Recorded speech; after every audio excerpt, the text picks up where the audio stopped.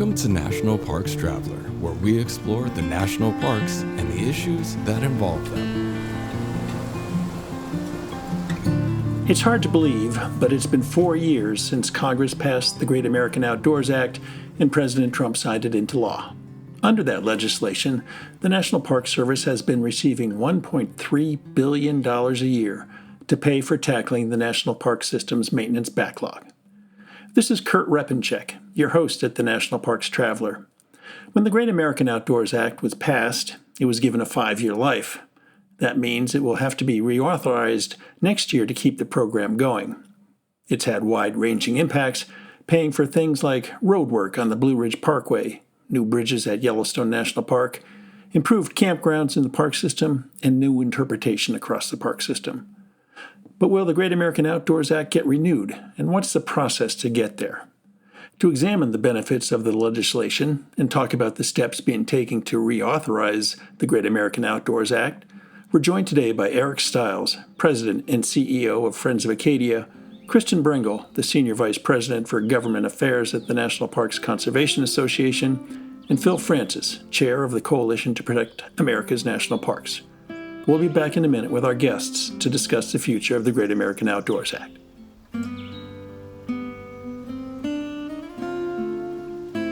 Smokey's Life. Full of stunning photography and thought-provoking reads, Smokey's Life Journal is a biannual magazine produced by Smokey's Life, formerly the Great Smoky Mountains Association. Members receive it free of charge each spring and fall, and it is available for purchase in retail stores throughout Great Smoky Mountains National Park and online at smokieslife.org. Acadia National Park is one of the 10 most popular national parks in the United States. It's also one of the smallest and most vulnerable. That's why Friends of Acadia exists. Friends of Acadia is an independent organization of passionate people inspiring those who love this magnificent park to make a real and lasting difference for Acadia. You can make a difference at friendsofacadia.org. The Blue Ridge Parkway Foundation is the primary nonprofit fundraising partner for the Blue Ridge Parkway. It is made up of people who have a deep love for this majestic road and want to ensure that its natural beauty and the experiences it offers endure for generations to come. You can show your appreciation at brpfoundation.org. National Parks Traveler has launched the National Parks RVing Guide, the definitive guide for RVers seeking information on campgrounds in the National Park System. The guide is now available free through the Apple App Store and the Google Play Store. If you're a traveler who wants to explore the National Park System, you'll want this app. The guide is packed with details for campgrounds in more than 70 national parks across the country, searchable by park, state, or region. You'll also find feeds of the traveler's content, including our latest stories and podcasts. Download the National Parks RVing Guide and start planning your next trip today.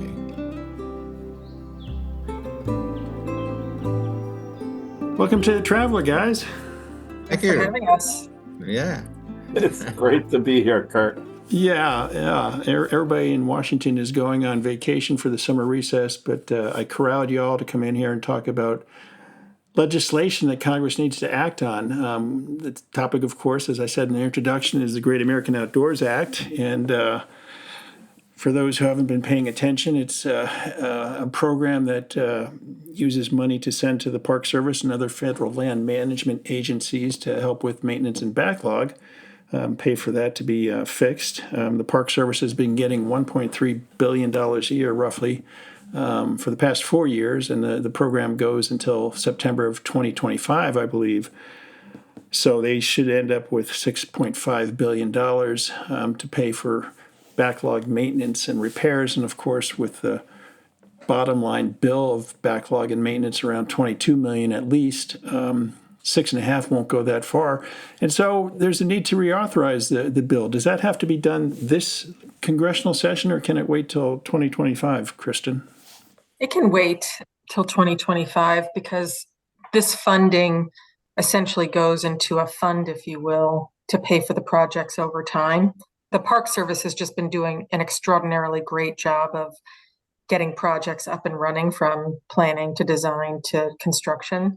And so they're spending the money quickly, which is fantastic because it means parks are getting fixed right now and cutting ribbons, and visitors are going to be enjoying the new roads and bridges and campsites and facilities. So they've just done a fantastic job spending the money, but they can spend it over more years because they have the money in place in a fund.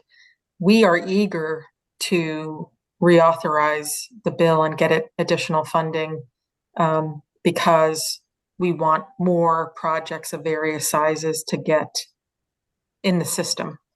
And so for us, knowing that the bill time period in terms of more money coming in ends in 2025, we want to get it reauthorized by next calendar year. Well, I'm curious, Kristen, you say that the money is being spent and being spent quickly, and there are situations where the Park Service gets bogged down. In some cases, they have to make proper architectural decisions, and that can drag things out, historical decisions, and that can drag things out. Eric, at Acadia National Park, has that been the case? Have some projects bogged down because of the process the Park Service has to go through to approve projects and get everybody on board with the correct designs and labor? Yeah, we're really fortunate here, Kurt. We have an awesome team that's can do. I think there's a few essential elements to GAOA, right? A multi-year time horizon. So big parks have better staff and they can move to shovel ready more quickly. But having a 5-year time horizon allows for your smaller parks and midterm parks to really gear up. And so that allows for those smaller parks to be successful. And I think just for the listeners, when you look at national parks, it's one of the few things that government does that has a huge impact, positive side on the private sector.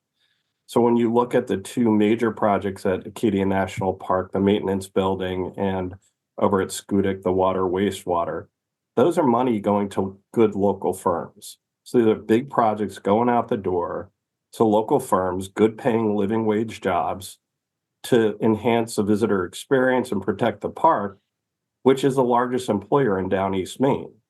So I think, it's really important to really recognize this is also, and now if you don't care about national parks, I kind of have to scratch my head. But if you're sitting there in Congress and having to make hard decisions, this is money out the door that puts meals on tables, keeps people employed, as well as investing in America's greatest idea. So at Acadia, again, we have the opportunity to have high throughput, but the multi-year time horizon that is envisioned in GAOA and a GAOA renewal is essential for your small and medium-sized parks so they can be successful in that multi-year time frame. Well, what are some of the bigger projects that were made possible at Acadia because of the Great American Outdoors Act? Well, if you were to go in the old maintenance building that they're still using, you may as well wear a hard hat. The foundation is cut in half.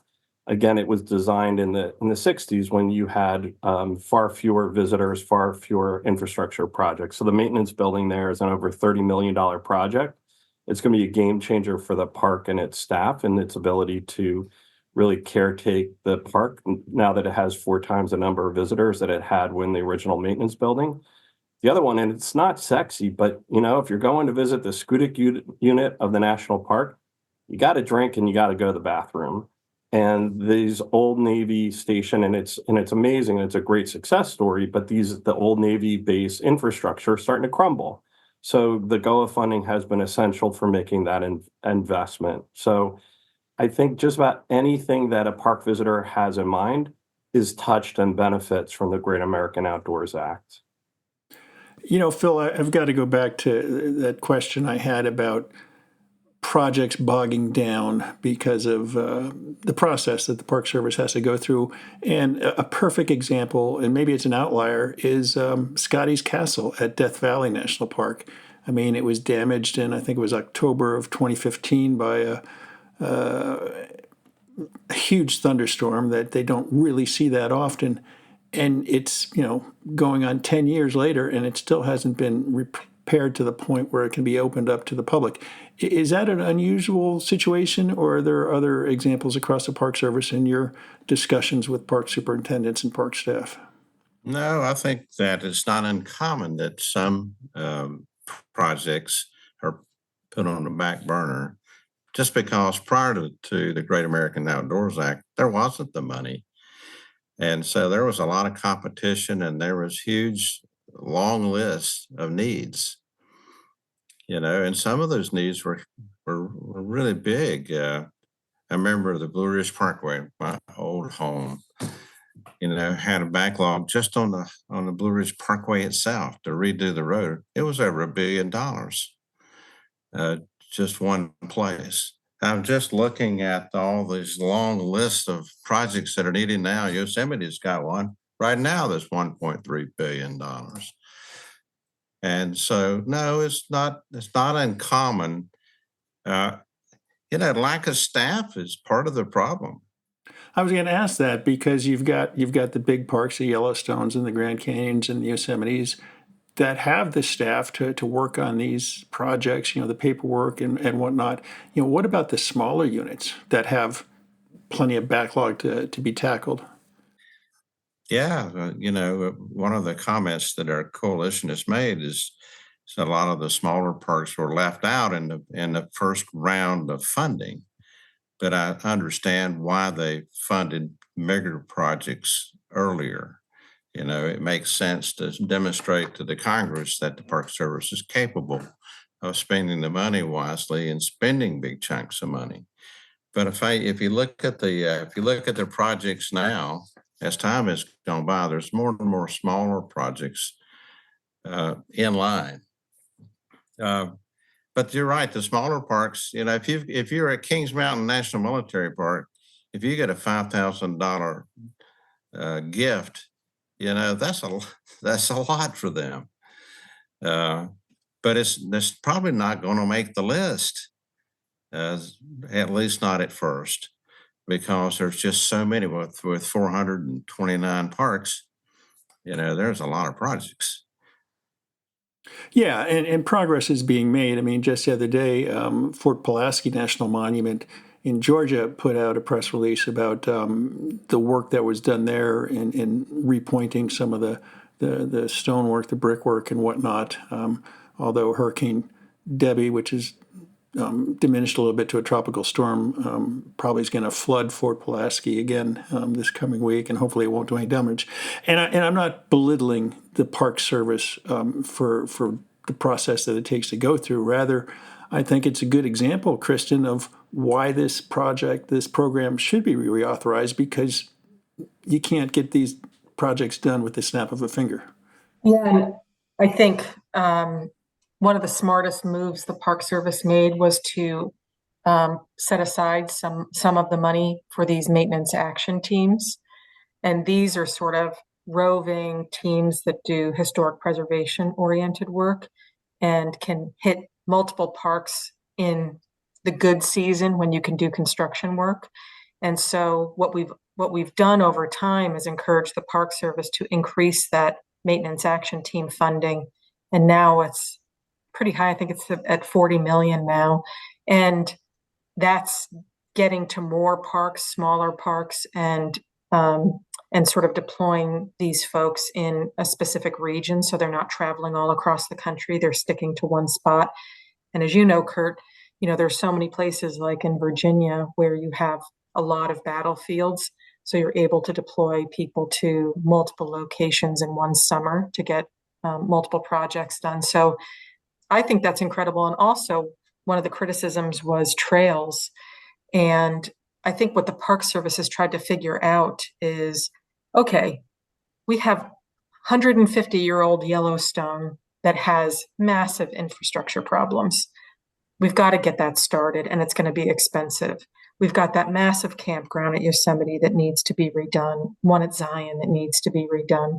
We've got the water systems in so many places that need to get redone. They want to get all of those big projects done, like Eric was saying, because people want to drink water and flush toilets. And so that is the correct place to make sure that we don't have total failure in those parks that are just old. And when we were lobbying on the Great American Outdoors Act, part of the argument that we made was some of these parks were designated 150, 100 years ago and have just incredibly outdated infrastructure. And they haven't really been updated for a long time. So we need a big infrastructure program to take care of that. But then, after, like Phil said, the first year, then they started looking at Mammoth Cave and Saratoga Battlefield and said, okay, here we have these trail systems that are not working for the public anymore. In the case of Mammoth Cave, it wasn't ADA compliant. And how do we, in a cave, upgrade a trail system to make it more accessible for people and safer for people, better handrails, all of that? That's getting done. Saratoga, what I love about the Saratoga Battlefield project is that not only are they putting in better trails, but they're also improving the waysides, which ticks off another really important thing that NPCA and other organizations want, which is improved interpretation. So it was a great excuse to update all the waysides at Saratoga to make sure that when the visitors are using the trail, they're not reading an old rendition of the story of the battlefield. They're reading a more evolved version after more scholarship. So I think the Park Service heard all of us loud and clear. They're doing the big projects and the medium projects, and then also have these MAT teams, maintenance action teams, doing the smaller ones. But I have to say, Kurt, it is impressive the speed at which these projects are moving on the ground, and how the Interior Department keeps saying dirt flying. It's amazing how much dirt is flying right now. If I were Congress and looking at an agency and saying, are they effectively moving these projects forward? They are moving them forward very, very well. And like Eric was saying, employing local contractors to make sure the money is being spread around the community. And so I think this is a winning program. I think this is so good for the national and local economies. It's just a winner for Congress to keep investing in. And the $6.65 billion that ultimately will be spent in this first 5 years of funding is doing so much good. 250 parks have projects in them. I mean, talk about trying to spread the money out as far as you can. Over 400 major projects are getting accomplished right now. When I go to visit parks, the superintendents are always quick to point out to me either a project that was funded through Great American Outdoors Act, or a project that is getting done because the Great American Outdoors Act freed up money for them to get another project done. When I was at Carlsbad Caverns, that was the case. And so the amount of good this is doing is so great that it's a program worth investing in more. So that's my long-winded answer to your question. They're doing a great job, and they should get all the credit for doing a great job. Yeah, Hey, and if the Congress soundbites. would allow, we could even do greater work. I mean, if we could fill in behind all those vacant maintenance jobs that exist all around the service. I mean, some parks have a 50% vacancy rate in maintenance, and so boy, if you had both operations going at the same time, you really could make some hay. Yeah, yeah. Well, I'm curious, Eric, in your discussions with the Maine's congressional delegation, what's their thinking on this? Has been a very successful project, and we need to push it forward. Talking to anyone in Congress these days and asking for a crystal ball, I'm Pollyannish, but that surpasses my optimism. But here's what I'll say is I haven't. Our delegation is very strong in their support for this. They're very strong in their support for national parks. When you look at what's on the docket in DC, it's pretty complex, but it seems to be the one issue that both parties agree on with great gusto is supporting our national parks. Kurt, I also think on what Kristen touched on, which is a lot of these infrastructure decisions are also making things more accessible. And a good friend of mine says we're all going to be disabled likely at some point in our lives, right? And so how do we make America's greatest idea more accessible, more relevant to even more folks in America? And I think Great American Outdoors Act does that. So regardless of how you feel on a whole variety of issues that are kind of bubbling up these days, to me, national parks are lingua franca, and congressional support for national parks is a reflection on that. It seems like it's one thing that folks can and do continue to walk across the aisle and work with one another on. Kristen, Eric was saying that there's great support for the national parks in Congress. And yet we just saw the House of Representatives pass out a funding bill for the Interior Department that really dealt a blow to the Park Service now. During the hearings, Chairman Simpson explained that they had some unexpected costs on tribal issues and some other non-park related expenses that had to be covered under the Interior bill. He's a big advocate for the National Park Service, and he helped get the Great American Outdoors Act passed. He was actually the person who had the original bill that combined Park Service deferred maintenance with the Land and Water Conservation Fund. So he's a huge advocate for parks, but he almost apologized in a way for not giving the parks enough money in the House bill because he knows how important they are. Yellowstone is his doorstep, so he recognizes all of this, but he explained that there were other expenses that they had to take care of. And the way that appropriations bills work is they're all capped at a dollar amount, and then you have to distribute among a variety of agencies. And so I don't think his support is waning at all. I think he very much supports the parks.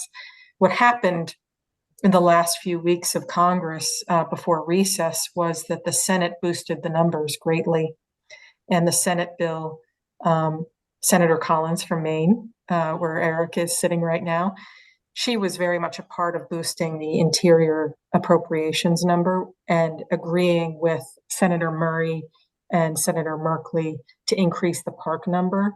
One of the things the three of them really wanted to do is get more money for operations and staffing. So what you'll find in their bill on the Senate side is that they've increased the Park Service budget, which would allow them to hire about 450 more staff. So I think what's going to end up happening is this Congress is during lame duck.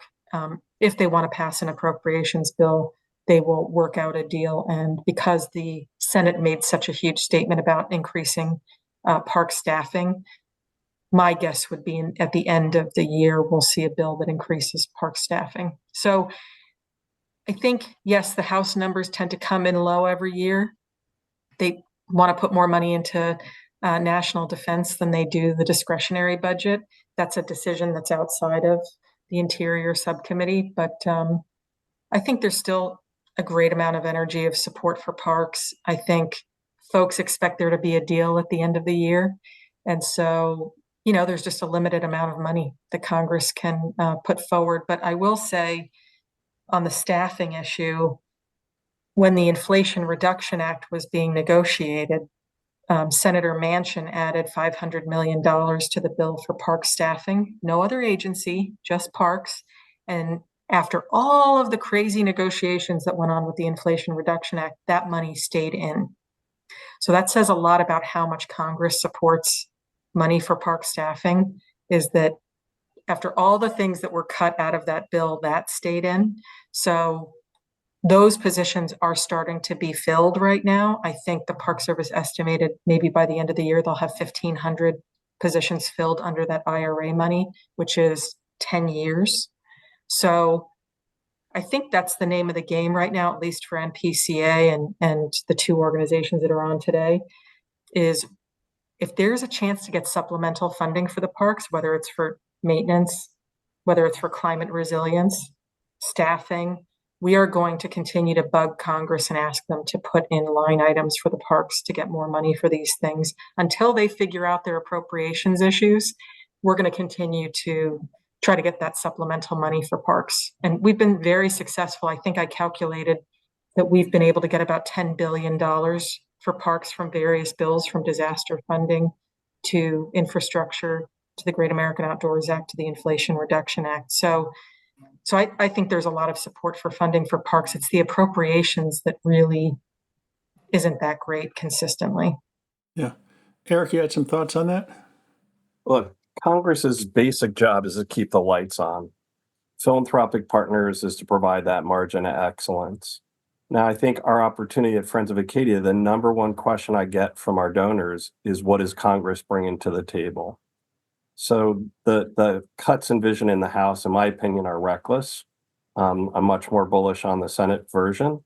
But I think, again, as you look at the role of philanthropy in this space, if House members simply think that's going to be offset by philanthropic support.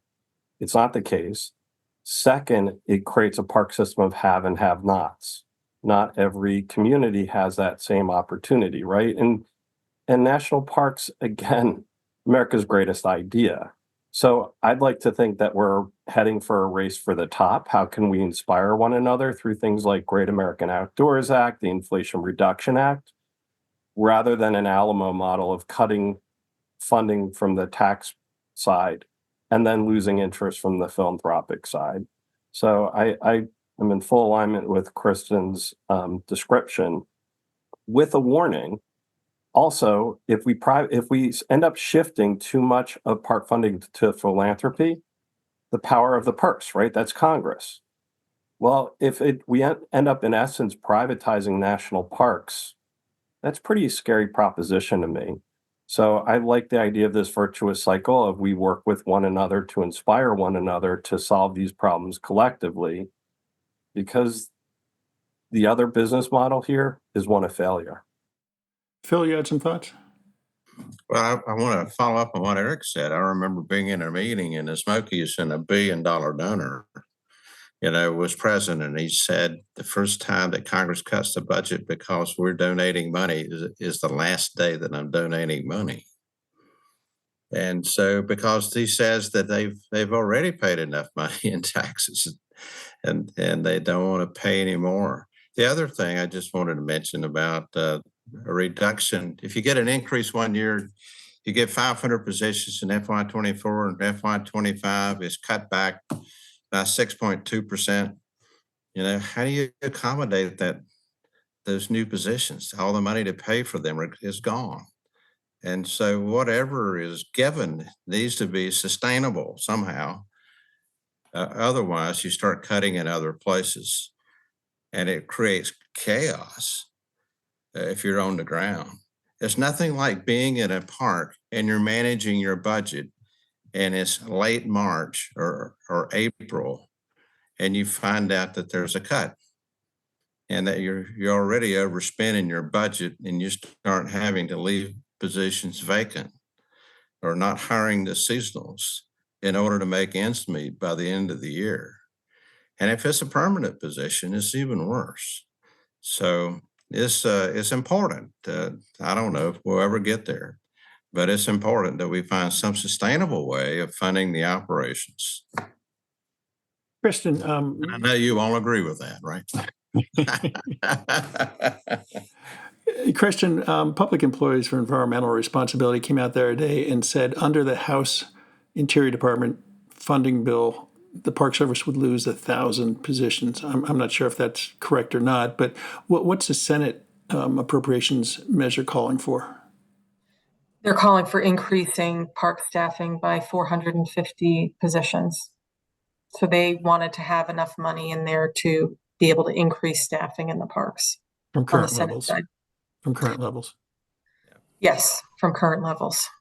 Yeah. So I think the Park Service is at about 18,900, according to testimony they gave a couple months ago. So I think at their height, Phil, you'll correct me if I'm wrong, at the height of the park employment, it was 22,000 employees. Yeah, 22, 23, somewhere there. Yeah. And so now they're at 18,900. So getting back to the Great American Outdoors Act, I know it was a long campaign to get it passed the first time. Are you moving now to start a renewal campaign, Kristen? Absolutely. So we have been sharing with people up on the Hill the success stories from all the parks. And so if you go to our website, npca.org, you'll see a set of materials that speak to projects in more depth so that public can understand exactly what's getting fixed in the parks. And then we had an intern painfully go through every single project in the national parks and find which corresponding congressional district each project is in. And our organizations have been delivering those lists up to the Hill. So everyone on the Hill understands exactly which projects are going on in their congressional districts and states. And we also included the projects for the Forest Service, Bureau of Land Management, and Bureau of Indian Education. And what we're trying to do is just help our friends up on Capitol Hill understand how well this is being implemented in all of the agencies. We also created a nice booklet that speaks to the various projects, and we talk about the extraordinary bridge projects in Yellowstone to the toilets, all over the forest system. And so I think what we're hearing back from the Hill is that folks understand it's going well, and that the projects are being implemented well, and that it's time to start looking at reauthorizing. It's a really funky thing with Congress. They don't like to talk about reauthorization till it's the end of the cycle with the first round of money. And so you're always trying to make sure that you're timing these things very well with the Hill so that they feel like the time is ripe to do something. But even just last week, I checked in with our champions, including Senator King's office, to make sure that we were on track to do a reauthorization bill. So I think there's still a lot of enthusiasm. Several of the original champions, like Senator Warner and Senator King, are still around, and Senator Daines. So we're continuing to work with them, Mr. Simpson on the House side. So we're going to continue to talk to our champions, get a bill introduced so we can start getting co-sponsors on it, and hope that this is something that everyone agrees that we need to move forward and re-up the funding. So I think we're in a really good position right now to do it. And I think our organizations have done a good job of getting up on the Hill and lobbying on it. Is reauthorization the only way to go, or what about making it permanent? We actually originally had that bill. That was the original bill that Senator Warner and Senator Portman introduced back in 2017. And I think because of the constraints of federal funding, we had to agree to a specific dollar amount. And I still think a lot of folks on the Hill feel like if it's a $22 billion problem, let's fix the $22 billion problem and then figure out what else the Park Service would need to take care of what's called cyclical maintenance, which is the ongoing maintenance in the parks. And so I think, Kurt, in the most perfect world, in terms of our lobbying on this, if we were able to get this initial amount of deferred maintenance taken care of and just get as many parks repaired and the life cycle of these projects improved, because that's part of it too, is using better materials so that it lasts. I think there is some interest in cyclical maintenance and funding that longer term. And my hope is that we can come up with an offset that can pay for it long term. And so we're looking at our options right now on doing something like that, but that would be a more long-term lobbying play. But, it's people are fussy back here in DC, Kurt. No one wants to do things the perfect way that we want them to do them. We have to work with the system that we have. And so I think it's a boon that we got the Great American Outdoors Act passed, and that we're going to get $6.65 billion in repair. I mean, that's pretty incredible when you think about the amount of money that we were able to get into that bill and hang on to it. There were many moments in that negotiation where people tried to take that money from us, but we hung on to it. But as we know, the dollar figure was $22 billion, and that was probably a loose figure. You're mentioning a $1 billion here, $1 billion there, and all of a sudden you're talking real money. Eric, how much money does Acadia need for its backlog maintenance? It's a really good question, Kurt. I can point out the projects. I don't have an estimate, but for example, as you look at Acadia National Park, you have Jordan Pond House, which is kind of the beloved place where people come to have the world famous popovers, like a hollow pastry that they promptly shove butter and jam in there, and that's been occurring for generations. That building is in need of significant investments. The concessionaire's license, if you will, is going to come up in 2026. So that's one. And the other is the Schoodic Shores, which are the overnight accommodations They were great in the 1970s, but 50 years later, no surprise, they need a little TLC. And these are places that a lot of kids that wouldn't otherwise have access to national parks, they come from as close as 20 minutes away from Maine, rural, non-affluent communities, and they've never seen the ocean before. And they come for a 3 to 5 night immersion program. And so these places are really transformational for the next generation of stewards. And that's another one that we would need the funds for. My guess would be somewhere in the neighborhood of 50 to 60 million between those two projects, but I don't play a project manager on TV, let alone on a podcast. But that's the neighborhood. But I think what you're hearing from all of us is how essential these projects are, and they fundamentally improve the visitor experience. They are absolutely essential to the park, and they drive growth in the private regional economies. This again is a no-brainer, and just about any national park. I think Phil hit the nail on the head. We have to be creative, and Kristen gave some examples of how the National Park Service is trying to come together to make sure that really every size park benefits, every park within the system benefits. And again, we need that multi-year time horizon also for planning purposes. That a project at perhaps a smaller park might take 3 years to get shovel ready versus a larger park that has that staff, can move rather quickly. Yeah. Phil, your organization, the Coalition to Protect America's National Parks, I forget the number. I think your members represent over 1,000 years of park management. Is that correct? I don't think it's quite that much. I think we've gotten about 2,700 members. Right. And so we probably average close to 30 years per each one. That's not that are retired employees. Right. And we have a lot of volunteers who've joined too. Sure. My point being is that your membership, closely tied to the parks, is $22 billion enough to get the job done? I mean, if we're going to reauthorize $22 billion is a lot of money, and it's probably a great number to get a lot of the job done, if not all of it. One of the hard things about estimating amount of money that's needed is just look how much inflation's increased over the past 5 or 6 years.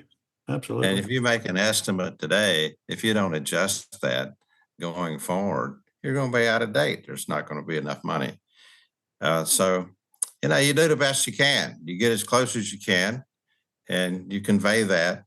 But that would be quite a gift. But I'm just wondering if they're going to reauthorize Great American Outdoors Act. Kristen, what's the dollar number? What would you ask for? We're talking, folks, about another 5 years. So that'll be another potentially $6.65 billion. You wouldn't increase that ask? I would love to increase the ask, Kurt.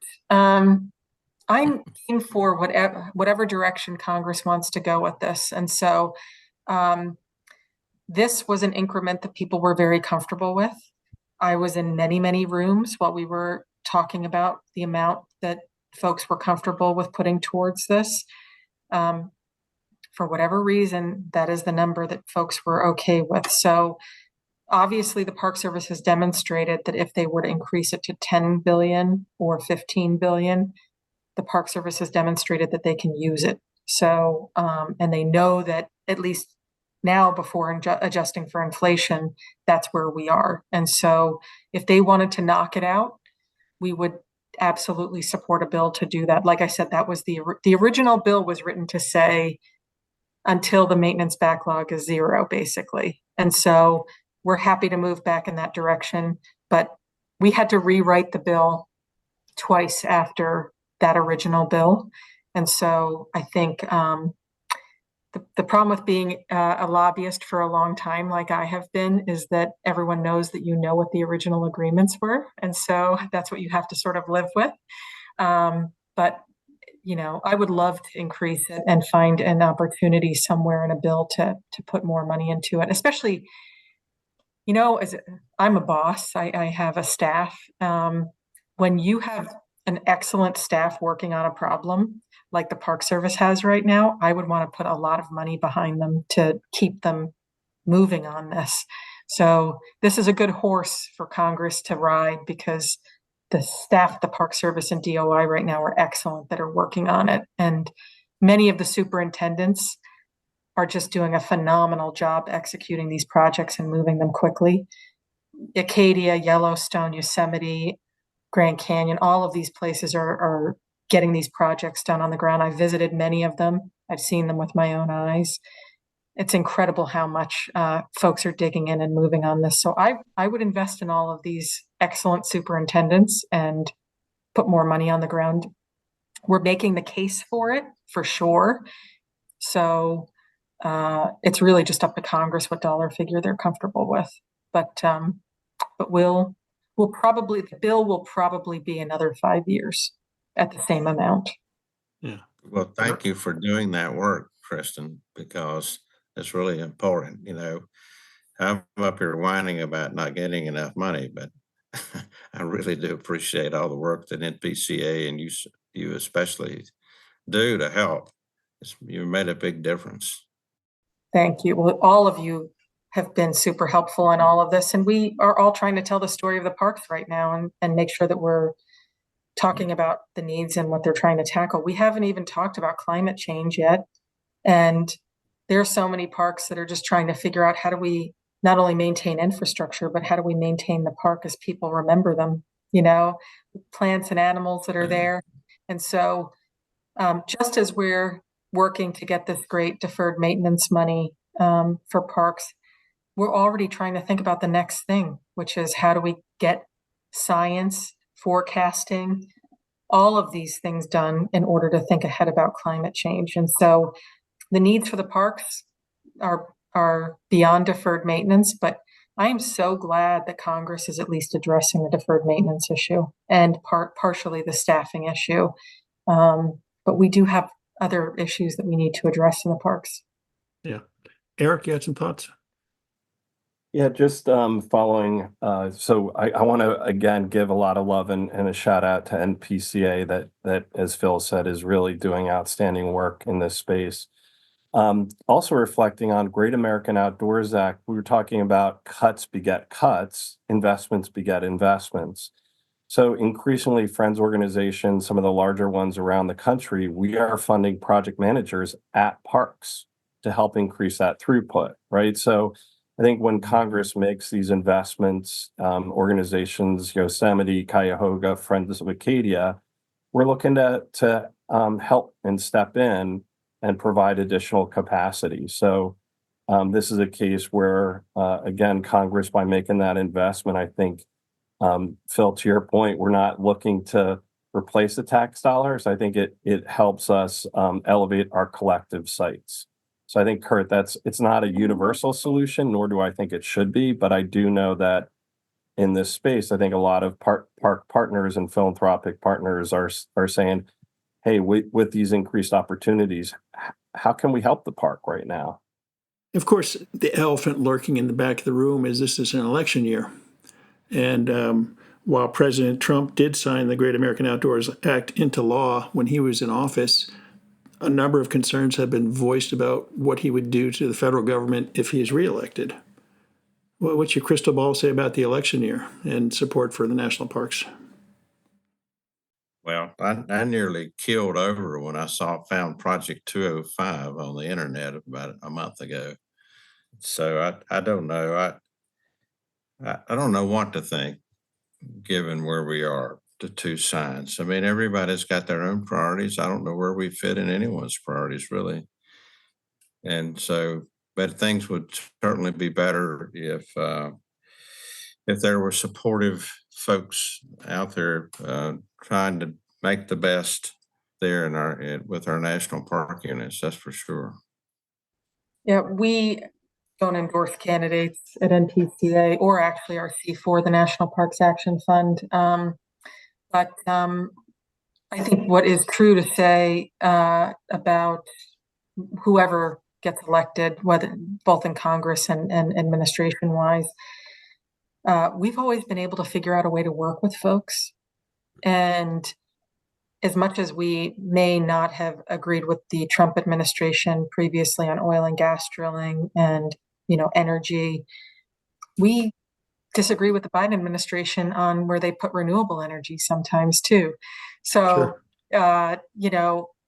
we have constantly issues that we're working on with administrations, and we also try to figure out something that we can work on together. And I think Rob Wallace, who we've mentioned before on this podcast, when he was assistant secretary under the Trump administration, he and I were talking constantly about moving the Great American Outdoors Act. It's not a secret that he is friends with Senator Barrasso, and he was calling folks constantly up on the Hill to talk to them about moving the bill forward. And so I think what is great about working on national park issues is you can always find something to work on any administration with, any member of Congress with. So we try to find those spots. And remember, it was your very own Representative Bishop in Utah who was also one of the reasons why we got the Great American Outdoors Act passed. He wanted his name on that bill when we were recruiting co-sponsors to it. And he is someone who, for a long period of time, opposed wilderness bills, opposed new park bills. He had the same speech where he would show the federal estate on the floor of the House. But he worked with us on the National Park Centennial Act in 2016.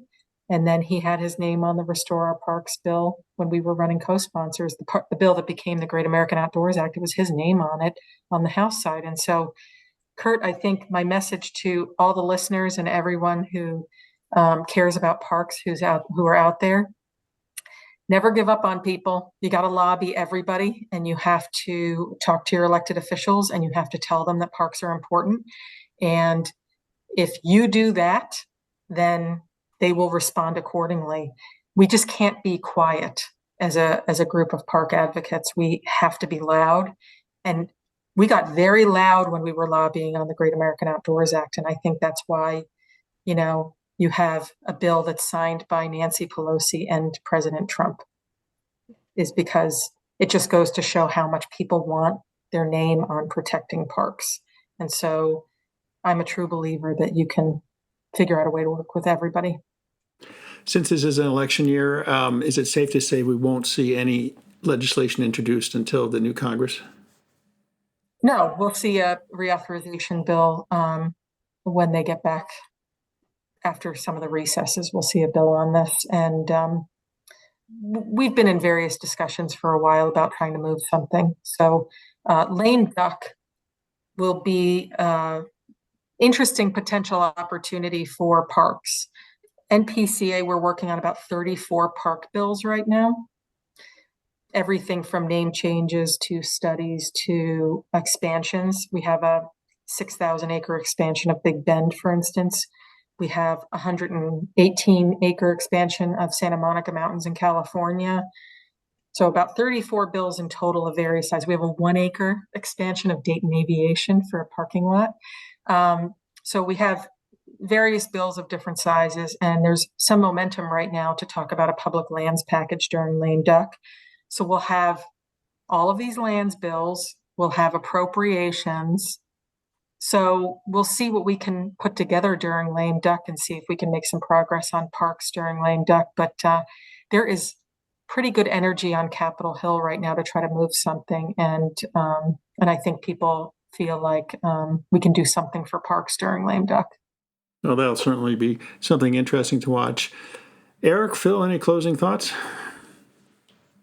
All right, I just attended a lecture on kind of democracy and the state of America, and I'm trying to remember if it was attributed to Ben Franklin or Jefferson, but they said basically if you think democracy is stumbling, the solution is more democracy, right? So to Kristen's point, if these things are important to you, pick up the phone, call your legislator's office, see where they stand on these issues, right? And I think the way to break through some of the perceived apathy that Kristen said is be proud.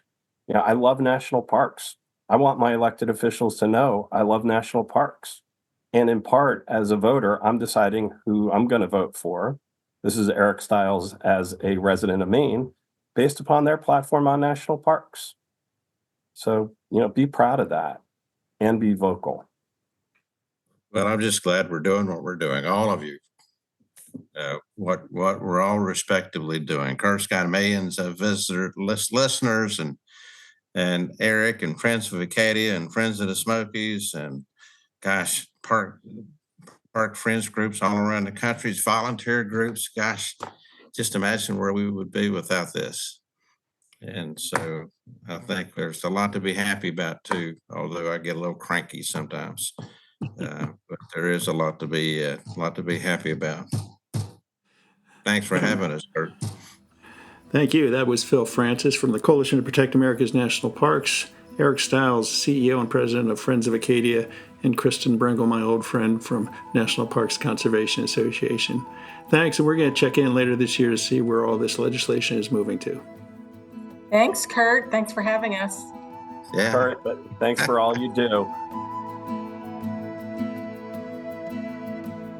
That's our show for this week. We hope you found it informative. As our guest said, if you believe Congress should renew this specific investment in the national park system, reach out to your congressional delegation and let them know it's important to you and has your support. For The Traveler, this is Kurt Repenchek. See you in the parks. The composers and musicians at Orange Tree Productions have created a unique collection known as the National Park Series that has grown to include more than 30 CD titles. Composed against the backdrop of a park's sounds of nature, these musical scores will connect you with these beautiful places and take you there, at least in your mind. This collection is the #1 selling National Park audio series in the world and provides the background music for National Parks Travelers podcasts. Visit them at orangetreeproductions.com. Editing and production work for the National Parks Traveler podcast is done by Splitbeard Productions.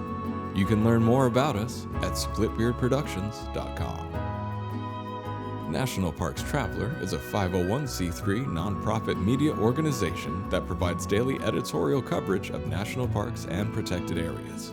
Traveler's coverage is made possible by reader and listener donations. Visit us at nationalparkstraveler.org.